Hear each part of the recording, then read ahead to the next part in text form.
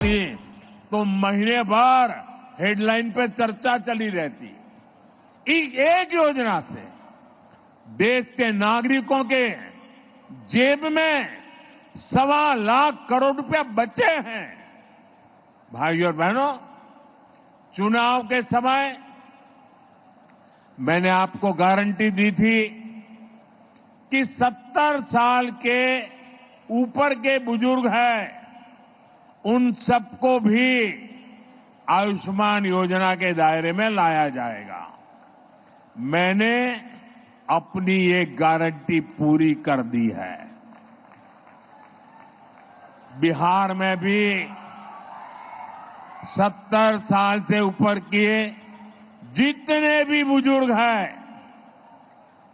परिवार की कमाई कुछ भी हो, उनके लिए मुफ्त इलाज की सुविधा शुरू हो गई है। बहुत जल्द सभी बुजुर्गों के पास आयुष्मान वय वंदना कार्ड होगा।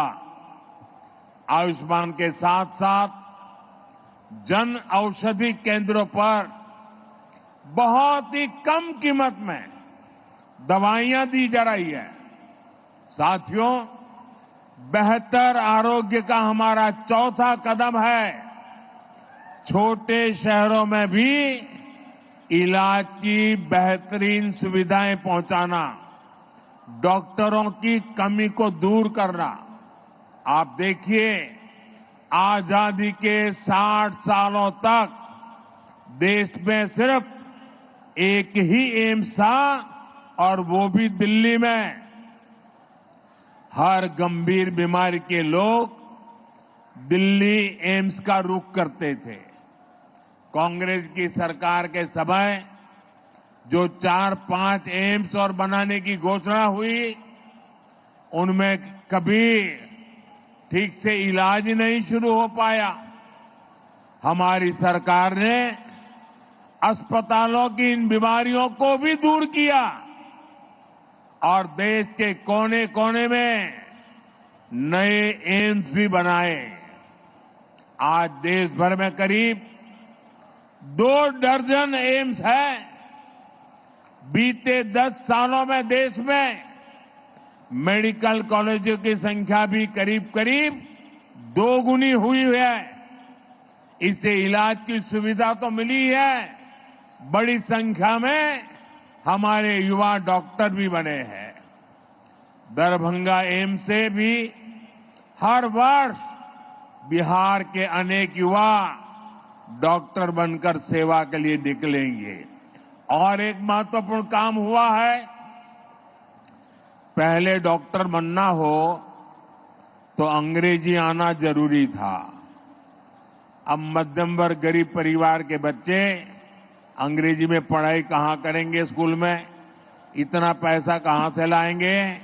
और इसलिए हमारी सरकार ने तय किया, अब डॉक्टर पढ़ना है या इंजीनियरिंग पढ़ना है, वो अपनी मातृभाषा में डॉक्टर बन सकता है, अपनी मातृभाषा में पढ़ करके इंजीनियर बन सकता है। और एक प्रकार से मेरा ये काम कर्पूरी ठाकुर जी को सबसे बड़ी श्रद्धांजलि है। वो यही सपना हमेशा देखते थे, उस काम को हमने किया है। पिछले 10 साल में हमने मेडिकल की 1 लाख नई सीटें जोड़ी है। हम आने वाले 5 साल में देश में मेडिकल की 75,000 नई सीटें जोड़ने वाले हैं। हमारी सरकार ने एक और बड़ा निर्णय लिया है, जिसका बिहार के युवाओं को भी बड़ा फायदा होगा।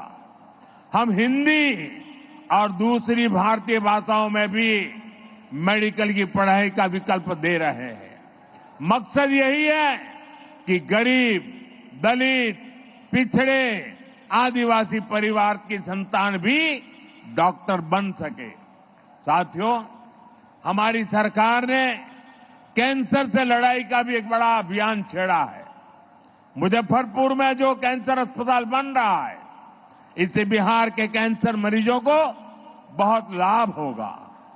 इस अस्पताल में एक ही छत के नीचे कैंसर के इलाज की सभी सुविधाएं उपलब्ध होगी।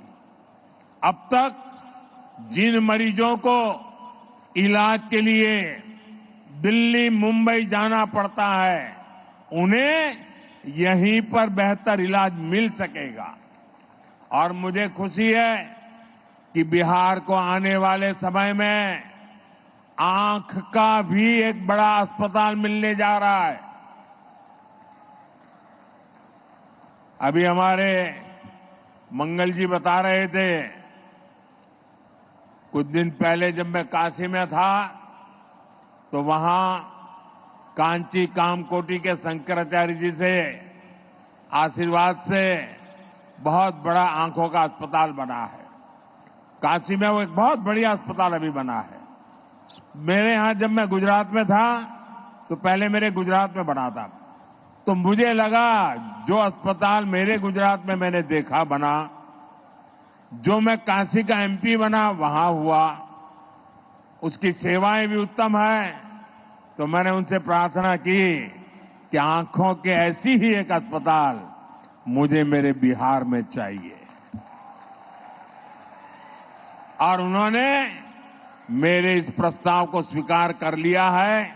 और अभी मुझे मुख्यमंत्री जी बता रहे थे कि उसमें प्रक्रिया बहुत तेजी से आगे बढ़ रही है, तो एक अच्छा आंख के लिए अस्पताल मिलेगा।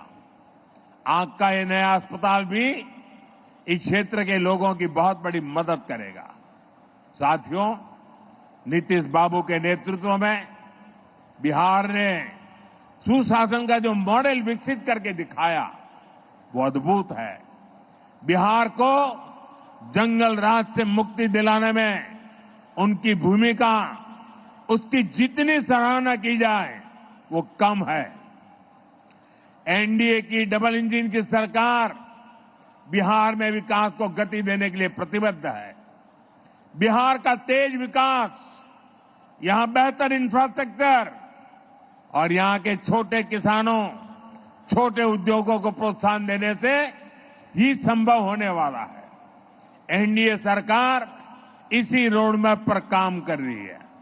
आज बिहार की पहचान यहां बनने वाले इंफ्रास्ट्रक्चर निर्माण, एयरपोर्ट, एक्सप्रेसवे से मजबूत हो रही है। दरभंगा में उड़ान योजना के तहत एयरपोर्ट शुरू हुआ है।